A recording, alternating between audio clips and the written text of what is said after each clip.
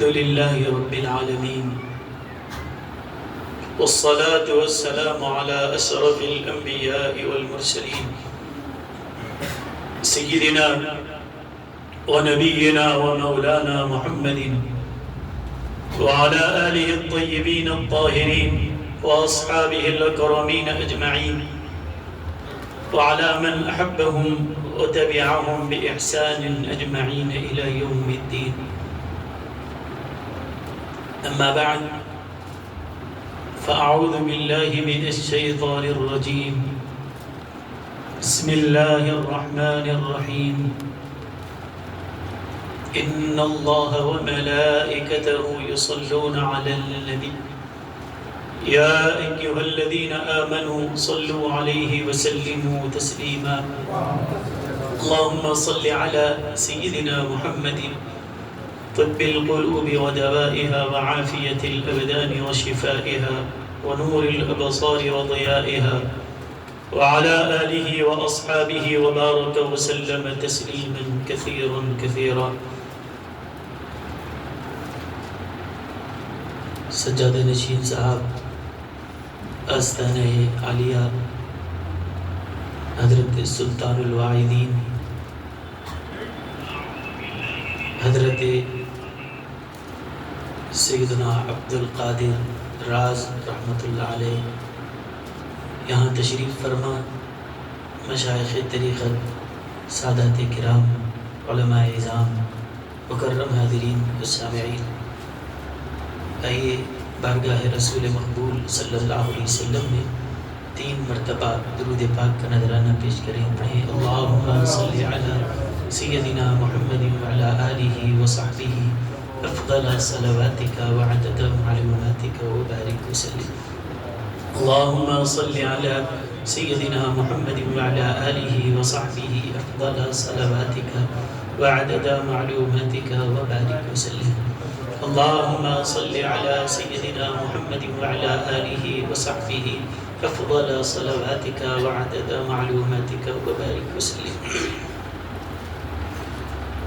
میں سب سے پہلے صاحب سجادہ کو تعزیت پیش کرتا ہوں کہ آج ان کے برادر محترم کا وصال ہوا مدینہ منورہ میں. یقیناً یہ خاندان والوں کے لیے ایک غم کا موقع ہے، لیکن جن کا انتقال ہوا ہے ان کے لیے یہ غم کا دن نہیں بلکہ عید کا دن ہے کہ سرور کونین صلی اللہ علیہ وسلم کے مبارک شہر میں موت آنا اور اس سرزمین میں دفن ہونا یہ ہر ایک کو نصیب نہیں ہوتا. یہ بڑے کرم کے ہے فیصلے، یہ بڑے نصیب کی بات ہے. اور پھر یہ بھی اتفاق دیکھیے یا پھر ان کے سلسلے کے بزرگوں کا کرم دیکھیے، یہاں عرس منایا جا رہا ہے اور اسی دن وہاں پر ان کی روح قبض ہوئی. خیر جو کچھ بھی ہو اللہ کا فیصلہ ہے. ہم اللہ تعالیٰ کے دربار میں دعا کرتے ہیں کہ ان کے درجات کو مزید بلند فرمائیں، خاندان والوں کو صبر جمیل عطا فرمائیں. اور یہ ان کی ہمت ہی ہے کہ سگے بھائی کے انتقال کے باوجود انہوں نے جو یہ محفل کو برقرار رکھا اور اس کو منسوخ نہیں کیا، کیونکہ یہ بھی حقیقت ہے کہ جو کچھ کیا جائے گا اللہ تعالیٰ ان کے نام اعمال میں ان کے لیے اس کو ایصال ثواب کا ذریعہ بھی بنا دے. مکرم حاضرین، معزز سامعین، آج حضرت سلطان الواعظین کا 90 سالہ عرس شریف ہے. میں نے میرے ساتھی مولانا نظام الدین قوری صاحب جو اسی خانقاہ سے وابستہ ہیں، جدہ میں مقیم ہے، وہ میرے ساتھی ہیں. جب مجھ سے مولانا نے خواہش کی کہ یہاں عرس میں تقریر کے لیے آنا ہے تو انہوں نے کچھ حضرت کے حالات بھی مجھے بھیجائے تھے. میں نے کہا کہ حضرت کے حالات تو میں پڑھا ہوں، اگر کچھ حضرت کی تحریریں بھی ہوں تو مجھے بھیجائیے تاکہ حضرت کے عرس میں حضرت ہی کی بات کہی جائے. انہوں نے حضرت سجادہ صاحب سے خواہش کی اور آپ نے توجہ فرمائی اور پوری کتابوں کا سیٹ میرے پاس بھیجا. میں اس کے اندر سے جو مطالعہ کیا آپ کے سامنے اس میں سے چند باتیں رکھ رہا ہوں تاکہ جس کے عرس میں ہم آئے ہیں ان کا پیغام لے کر جائیں اور آپ کو اندازہ ہوگا کہ کیسی اللہ تعالیٰ نے ان کو مہارت دی. عام طور پر یہ سمجھا جاتا ہے کہ اہل خانقاہ منطق اور فلسفے سے دور رہتے ہیں، لیکن جس منطقی انداز سے اور فن نحو میں بلاغت میں جو ان کی مہارت ان کی کتابوں سے ظاہر ہو رہی ہے وہ آپ پڑھنے سے اس کا تعلق ہے. میں اس میں سے ایک عام آپ کے ذہنوں میں جو بات آسانی سے سمجھ میں آ سکتی ہے وہ باتیں آپ کے سامنے رکھ رہا ہوں. دیکھیے سمجھانے کا انداز. دیکھیے کہ اگر کوئی شخص شکار کرنے کے لیے جاتا ہے اور شکاری اپنے لباس میں ہو اور بندوق یا پھر تیر کمان لے کے جنگل میں ٹھہرے، بتاؤ کیا کوئی جانور اس کے پاس آئے گا؟ دور سے دیکھے گا کہ شکاری ہے، راستہ بدل لے گا. کوئی اس شکاری کے قریب نہیں آ سکتا. اور شکاری یہ چاہ رہا ہے کہ ان کو پکڑ لوں میں اور پکڑ کے لے جاؤں. نہیں آئے گا کوئی. اسی لیے شکاری یہ کرتے ہیں کہ ہم کو اصلی حالت میں کوئی دیکھیں گے تو قریب نہیں آئیں گے، اسی لیے اپنا لباس بدل لیں. تو ہوتا یہ تھا کہ شکار کرنے والا مثلا اگر شیر کو شکار کرنا چاہتا ہے تو وہ اپنے اوپر شیر کی کھال اوڑھ لیتا ہے یا ایسا لباس پہن لیتا ہے کہ دیکھنے میں وہ خاکی رنگ کا ہو، یا شیر جس رنگ کا ہے اسی رنگ کا لباس اوڑھ لیتا ہے. اور اس کے بعد لباس تو شیر کی طرح ہی نظر آ رہا ہے. اگر ہرن کو پکڑنا چاہتا ہے تو ہرن کی طرح لباس اس کا ہے. اپنے لباس میں ہو تو کوئی شکار قریب نہیں آئے گا، اسی لیے اپنا لباس چھوڑ دو اور جس کو پکڑنا ہو شکار ہی کے لباس میں آ جاؤ. تو اس نے وہی رنگ کا لباس پہن لیا. اب اس کے بعد صرف لباس پہننے کے بعد جانور یہ دیکھ رہا ہے کہ یہ دیکھنے میں تو میری طرح دکھ رہا ہے، یہ بولتا بھی ہے تو میری طرح بولتا ہے یا نہیں بولتا. تو پھر وہ شکاری آوازیں نکالتا ہے. جو لوگ گاؤں میں رہتے ہیں وہ جانتے ہیں شکاری خاص آوازیں نکالتے ہیں، جس جانور کو پکڑنا چاہتے ہیں ان کی آواز نکالتے ہیں. تو شکار یہ دیکھتا ہے یہ دیکھنے میں بھی میری طرح ہے اور بولنے میں بھی میری بولی کی طرح بول رہا ہے، اس لیے وہ قریب آتا ہے. جب قریب آتا ہے تو شکار اس کو پکڑ لیتا ہے اور پکڑنے کے بعد آپ کہیں گے تو یہ تو پکڑا گیا، یہ تو گرفتار ہو گیا، لیکن شکار نیک نیتی کے ساتھ پکڑ رہا ہے. اس کو گرفتار کر کے گھر میں لے جا کر ذبح کرنے کے لیے نہیں پکڑا، بلکہ اس کو پکڑ کر لے جا کر بادشاہ کے دربار میں ایک شاہی اعزاز کے ساتھ اس کو پہنچا دیا. بادشاہ کے دربار میں لے جا کر اس شیر کو پکڑ کے لے جا کر وہاں پہنچا دیا. حضرت صوفی عبد القادر راز سلطان الواعظین اب سوال کرتے ہیں، اب بتاؤ اگر وہ لباس شکاری اپنا لباس نہیں بدلتا اور وہ خاص لباس جو جانور کا رنگ ہے اس رنگ کے کپڑے نہیں پہنتا تو کیا جانور اس کے قریب آ سکتا؟ نہیں آ سکتا. وہ ان کی بولی نہ بولے تو کیا وہ ان کے قریب آ سکتا تھا؟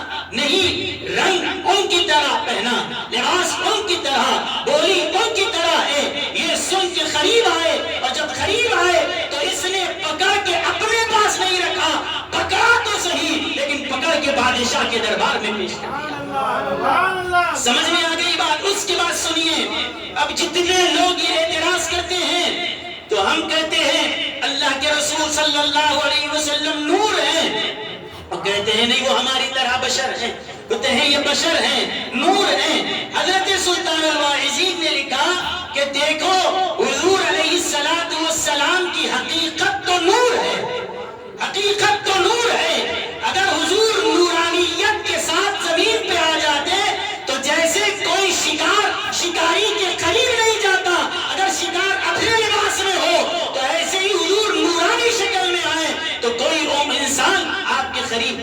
فیض حاصل نہیں کرتا تھا. جو ہم انسان ہیں اس نور کی چمک دمک کو دیکھ کر کوئی مانوس نہ ہوتا. تو کیا ہوا؟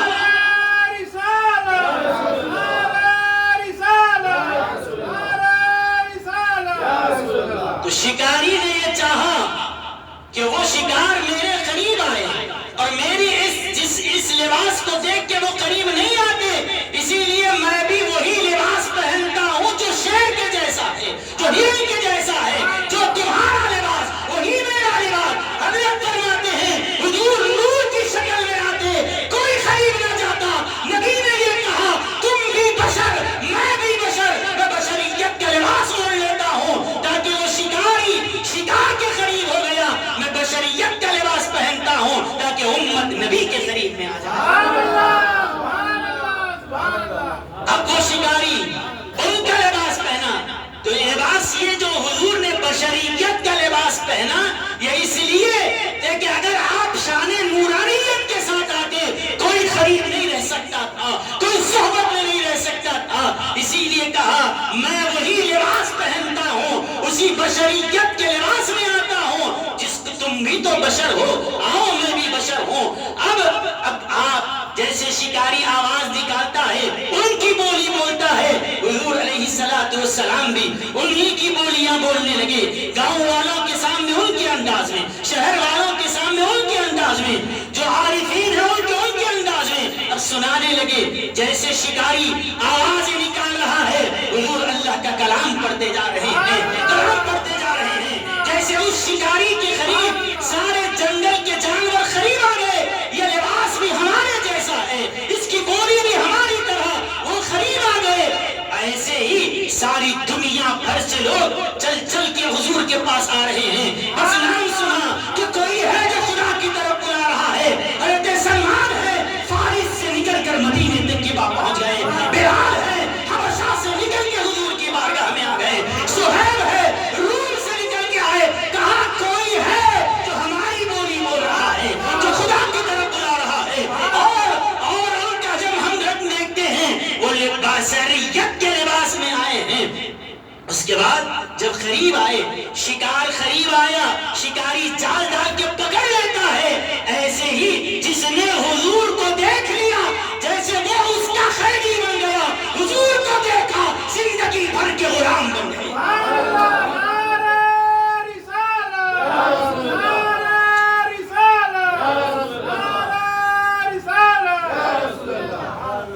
لیکن فرق یہ ہے کہ اس شکاری کے پاس سے ذرا سا موقع مل جائے شکار نکل کے بھاگ جائے گا، لیکن جو عشق کے شکار ہوئے ہیں ان کی رسیاں کھول بھی دو تو وہ کہیں گے ہم ایسے فدا ہوئے زندہ رہیں گے کہ نبی کی چوکھٹ پر، موت بھی آئے تو نبی کی چوکھٹ پر.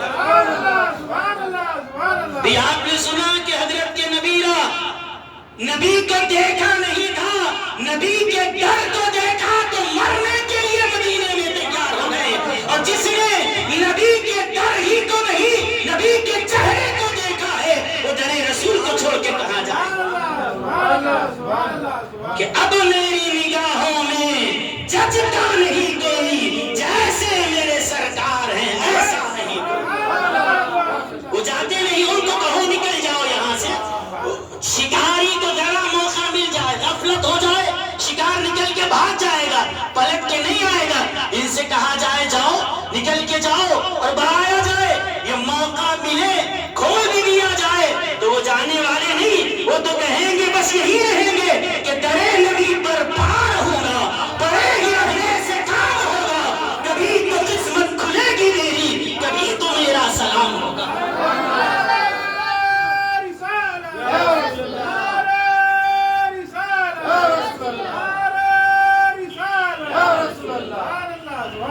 مگر دونوں شکاروں میں فرق ہے، شکاریوں میں بھی فرق ہے.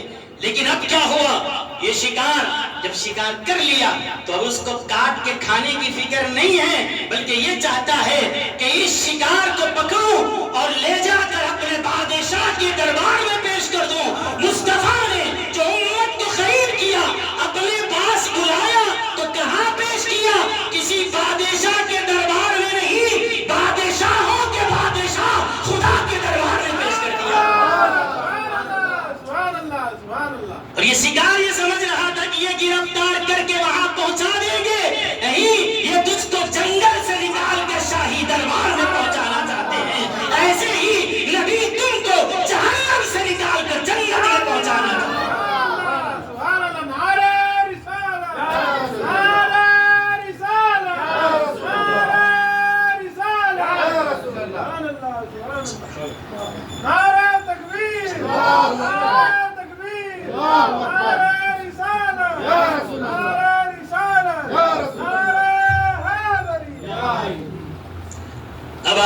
بتائیں اس انداز کی کوئی گفتگو کر رہا ہو، عوام ہی نہیں بادشاہ بھی ان کے عاشق ہو جاتے ہیں۔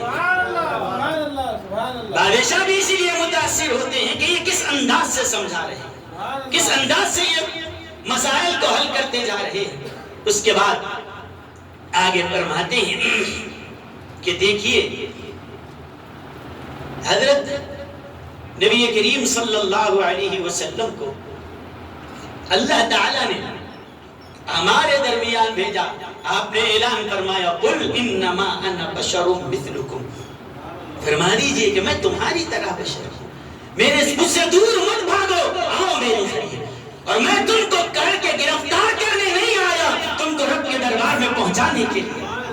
آؤ میرے پاس، آؤ میرے پاس، قریب آؤ۔ اس کے بعد انما انا بشر مثلکم یوحی الی، میں جو باتیں بتا رہا ہوں اپنے سے نہیں، مجھ پر اللہ وحی کرتا ہے، اللہ جو کہتا ہے میں تم تک پہنچا رہا ہوں، جو خدا مجھ تک پہنچا رہا ہے، جو خدا مجھ کو دے رہا ہے میں تم کو عطا کرتا جا رہا ہوں۔ تو اس انداز سے آپ نے بڑے بڑے اور پیچیدہ مسائل کو بڑی آسانی کے ساتھ آپ نے اس کا حل فرمایا۔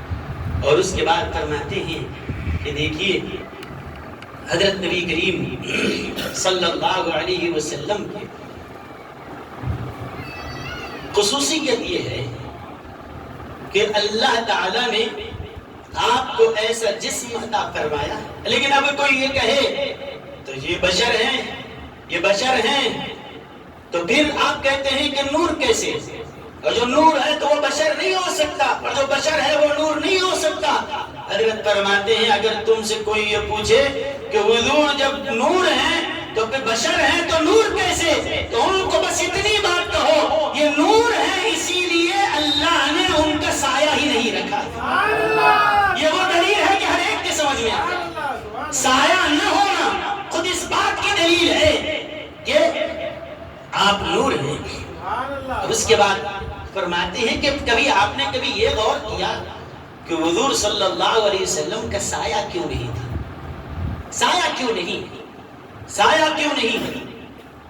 آپ جواب دیتے ہیں کہ دیکھو اگر سایہ حضور علیہ السلام، ایک تو ہے کہ نور ہے اس وجہ سے سایہ نہیں، اور نور ہے لیکن بشر کے لباس میں ہے، تو جب جسم بشریت کا ہے تو پھر اس کے لوازم بھی ہونے چاہیے، سایہ بھی اگر ہو، جسم بشریت کا ہے تو اسی لیے کھانا بھی کھا رہے ہیں، پانی بھی پی رہے ہیں، شادی بھی کر رہے ہیں، جب یہ سب ہے کھانا کھاتے ہیں تو سایہ بھی ہو اس جسم کا۔ لیکن حضرت فرماتے ہیں اس کی ایک وجہ یہ بھی ہے اگر حضور علیہ السلام کا سایہ ہوتا تو زمین، ہر جگہ کی زمین پاک تو نہیں ہوتی۔ حضور علیہ السلام اگر کہیں سے گزر رہے ہوں اور زمین پہ کوئی کچرا ہو یا گندگی ہو اور حضور کا سایہ وہاں سے گزرے، اللہ نے اس چیز کو پسند نہیں فرمایا کہ مصطفیٰ آپ بھی محبوب، اگر آپ کا سایہ ہو تو وہ بھی محبوب ہے، اگر سایہ ہو تو کہیں آپ کا سایہ کسی گندگی پہ نہ پڑے، اسی لیے ہم آپ کے سائے کو ہی اٹھا لیتے تاکہ کسی گندی چیز پر آپ کا سایہ نہ پڑے۔ اس کے بعد فرماتے کہ حضور کا سایہ، حضور اب یہ اہل تصوف کو نصیحت کر رہے ہیں، خانقاہ والوں کو نصیحت کر رہے ہیں کہ یاد رکھو نبی کا سایہ کسی گندے مقام پہ نہیں پڑنے دیتا اللہ۔ اور دوسری چیز یہ حضور صلی اللہ علیہ وسلم کی خصوصیت یہ تھی، آپ نے لکھا کہ آپ کے جسم مبارک پر کبھی مکھی نہیں بیٹھی، جسم مقدس پر کبھی مکھی نہیں بیٹھی۔ یہی خصوصیت نہیں ہے کہ جسم پہ مکھی نہ بیٹھے، اور آگے یہ ہے کہ نہ جسم پہ بیٹھی نہ لباس پہ مکھی بیٹھی، اور لباس حضور پہن کے ہوں تب بھی مکھی نہیں بیٹھتی، لباس اتار دیں، اتار کے کہیں اور رکھ دیں، بس ایک بار بھی پہنا ہو، اب وہ لباس مکے میں مدینے میں نہیں، چاہے دنیا کے کسی بھی حصے میں ہو، ایک بار نبی کے جسم سے لگ گیا، اب دنیا میں کسی بھی علاقے میں لے جاؤ نہ مکھی بیٹھے گی نہ مچھر بیٹھے گی۔ حضرت سلطان الواحدین فرماتے ہیں مکھی کیوں نہیں بیٹھی حضور کے جسم پر؟ کیا مکھی کو کوئی عقل ہے؟ مکی کو کوئی عقل ہے؟ جہاں جگہ دکھی بیٹھ جاتی ہے کہ ان پہ بیٹھے، ان کے اوپر نہ بیٹھے، یہ گھس کو جگہ جگہ ملی وہ بیٹھ گئی، اور جہاں مناسب جس کو بو آئی بیٹھ گئی۔ لیکن فرمایا کہ ان مکیوں انسانوں کو جیسی عقل ہے ان چھوٹے چھوٹے حشرات میں، ان جانوروں میں وہ عقل نہیں ہوتی، لیکن وہ بے عقل ہونے کے باوجود قدرت نے اتنی عقل دی ہے، وہ پہچانتے ہیں نبی کون ہے، غیر نبی کون۔ اور پھر یہی سے ایک چھوٹی سی مکھی ہمیں سبق دے کے جا رہی ہے، نبی کو اپنی طرح سمجھنے والوں، اگر تم عقل رکھ کے یہ کہتے ہو تو تم سے اچھے تو وہ بے عقل ہیں جو عقل نہیں رکھتے ہوئے بھی اتنی عقل رکھتے ہیں کہ نبی کسی اور کی طرح نہیں اور کوئی اور نبی کی طرح نہیں ہو سکتا۔ اس کے بعد یہ تو واقعہ آپ نے اس سے پہلے بھی سنا ہوگا، لیکن اب حضرت جو اس سے نتیجہ نکال رہے ہیں بڑا معنی ہے، آپ کی روح خوش ہو جائے گا۔ فرمایا کہ دیکھو گندے مقام پر اللہ نبی کے سائے کو پڑنے نہیں دیتا، اور نبی کے لباس پر گندی چیزوں کو آنے نہیں دیتا، مکھی کو بھی نبی کے قریب آنے نہیں دیتا۔ اب فرمایا اے لوگو اگر تم یہ چاہتے ہو کہ اپنے آپ کو گندگیوں سے دور رکھو، برائیوں سے دور رکھو، ہم چاہتے ہیں کہ شراب سے دور رہیں، سود سے دور رہیں، کینہ، کپٹ، حسد، گندی چیزیں، گناہ، یہ سارے ہم سے الگ رہیں، ہم گناہ کے پاس نہ جائیں اور گناہ ہمارے پاس نہ جائیں۔ کیا ایسا ممکن ہے کہ اللہ ہماری ایسی حفاظت فرما دے کہ گندی چیزوں سے ہم دور رہیں، ہم گندگی کی طرف نہ جائیں؟ تو حضرت فرماتے ہیں بس ایک ہی چیز ہے، اپنے دل کو مصطفیٰ کی محبت کا مرکز بنا دو۔ جب نبی کی روحانیت تمہارے دل میں آتی ہے، بس تمہارا کام ہے کہ نبی کی معیت حاصل کرنا، اور اللہ کا کام ہے جہاں نبی ہوتے ہیں اللہ گندگی کو آنے نہیں دیتا۔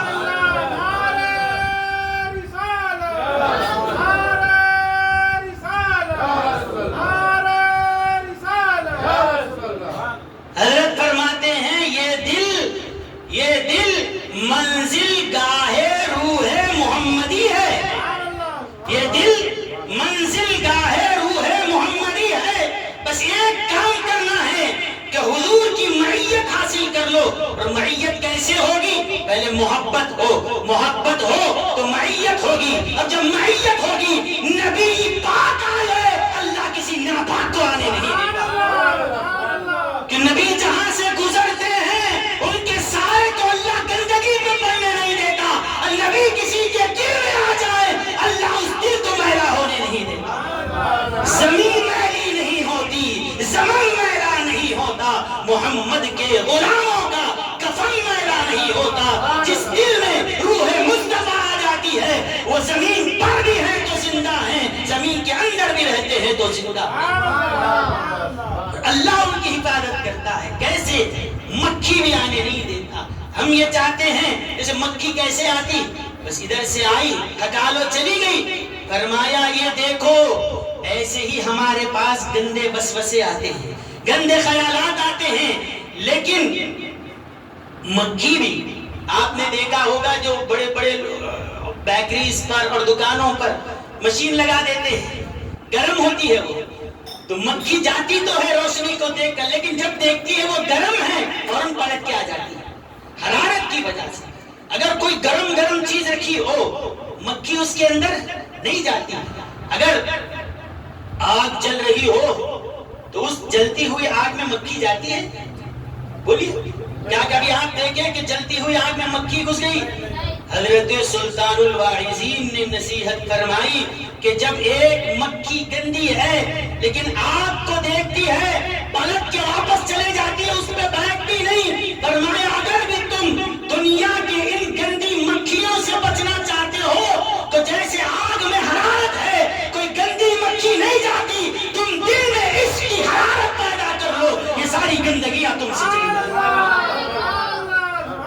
عشق محمدی کی حرارت پیدا کرو، عشق اہل بیت کی حرارت پیدا کرو، عشق صحابہ کی حرارت پیدا کرو، عشق اولیاء کی حرارت پیدا کرو۔ جب دل تمہارا جلوہ گاہ مصطفیٰ ہو جائے، نبی